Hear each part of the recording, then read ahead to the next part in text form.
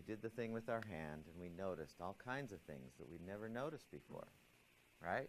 We just, oh my gosh. I once read this book, really cool book. It was called Zen and the Art of Motorcycle Maintenance. It was a big, thick book on philosophy. It was the coolest book. But it was written by a guy who was a college professor in Montana. And one of the things, he got really frustrated with how people would come to school, they'd come to his classes, and by the time the class was finished, even though he would give them all kinds of interesting information, nobody learned anything. They didn't learn. They just came to memorize so that they could throw it up on tests, never to be remembered. No learning happened. And so he said, I'm going to change this. I'm going to transform this. So one of the things that he did in his retooling his class was he had his students, and I'm not kidding, he had them go to a wall, like only it had bricks, and he had them stare at a brick. I know, like, oh, that sounds really stupid. And he had them start describing, kind of like what we were doing with our hand. He had them describe what the brick was like, to start describing. And at first, they got really anxious.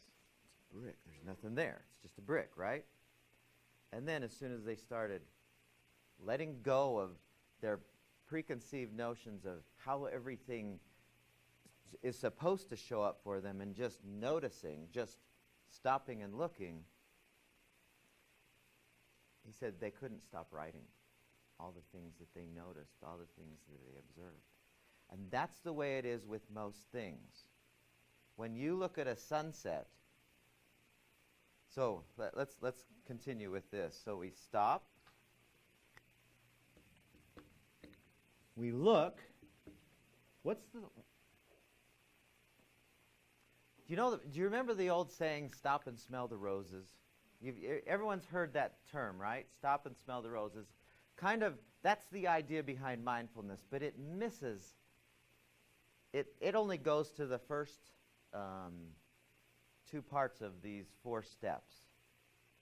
The third step of this, and we'll see how this develops, is we accept. So we remove judgment.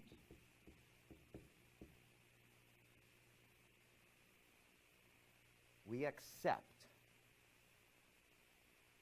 So we don't try and write our own scripts of how things ought to be, how we think things should be.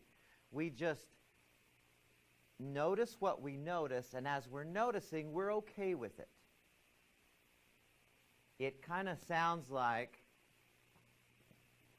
this sounds like I'm noticing, and this sounds like I'm okay with it. Why? Why would we want to be okay with things 99% of the time? You're in rush hour traffic. You can't do anything about it 99% of the time. 1% you can. And when it is something you can do something about, you do something about it.